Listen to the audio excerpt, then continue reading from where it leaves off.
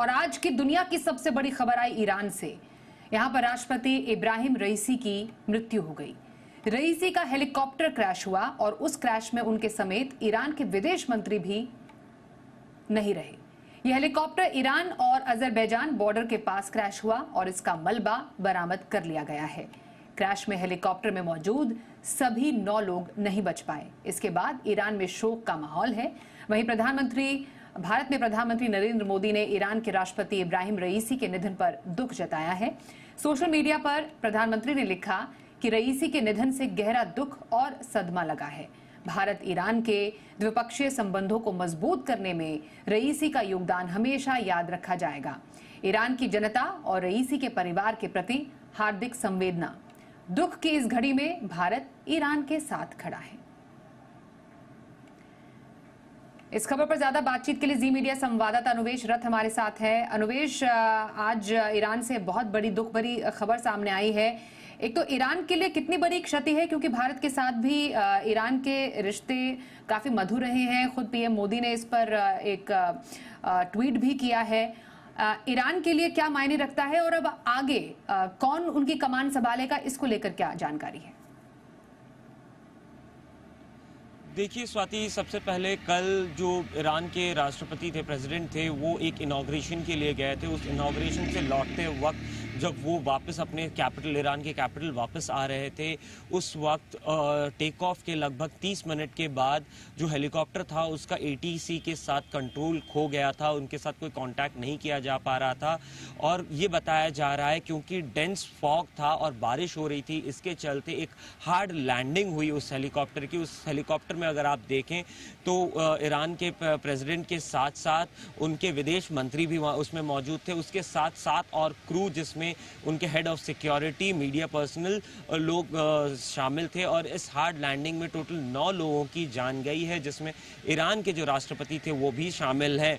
इस एक्सीडेंट के बाद लगभग 16 घंटे तक उनका जो हेलीकॉप्टर का रैकेज था उसको ढूंढने में बहुत समय लग गया। 16 घंटे के बाद जब हेलीकॉप्टर का रैकेज मिला, उसके बाद जो बॉडीज रिकवरी हुई, उसमें ये बताया गया है कि कोई भी बॉडी, उसमें कोई भी इंसान अलाइव नहीं है। उसको ढूंढने में GPS ट्रैकिंग सिस्टम्स होने के बावजूद भी आप यहाँ पे देखें तो इस हेलीकॉप्टर को ढूंढने में 16 से 17 घंटे का वक्त लग गया। अगर इस हेलीकॉप्टर की बात की जाए तो ये हेलीकॉप्टर जो है वो बेल 212 हेलीकॉप्टर है, जो 15 से 17 लोगों को ले जाने में सक्षम है। ये एक मॉडिफाइड हेलीकॉप्टर है जो ईरान के प्रेसिडेंट इस्तेमाल कर रहे थे। सिक्योरिटी अपग्रेडेशन, इसमें जो तकनीकी अपग्रेडेशन जरूरत होती है वो इसमें कराई गई थी। हालांकि इसके बावजूद लगभग 16 से 17 घंटे का वक्त लग गया जब इस हेलीकॉप्टर के रैकेज को ढूंढा जा सका।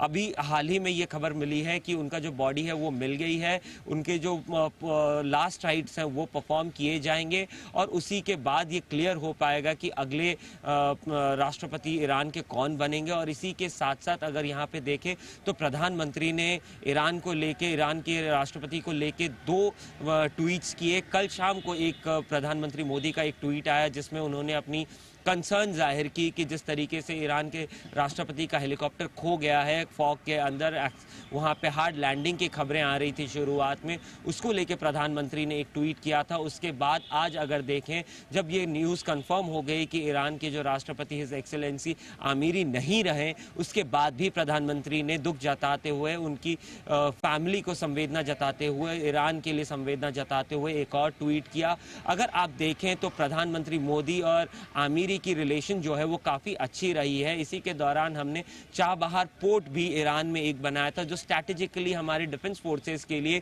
एक काफ़ी अच्छा स्ट्रैटेजिक लोकेशन है। अगर आप देखें यहाँ पे ईरान की इंडियन नेवी जो है वहाँ पे उस पोर्ट से यूटिलाइज कर सकती है, उस पोर्ट को इस्तेमाल कर सकती थी। अभी जो नई सरकार आएगी उनके साथ भी हमारे मधुर संबंध रहेंगे ईरान के साथ, ये अंदेशा जताया जा रहा है, यही आशा जताई जा रही है और यही प्रधानमंत्री नरेंद्र मोदी ने भी अपने ट्वीट में बताया।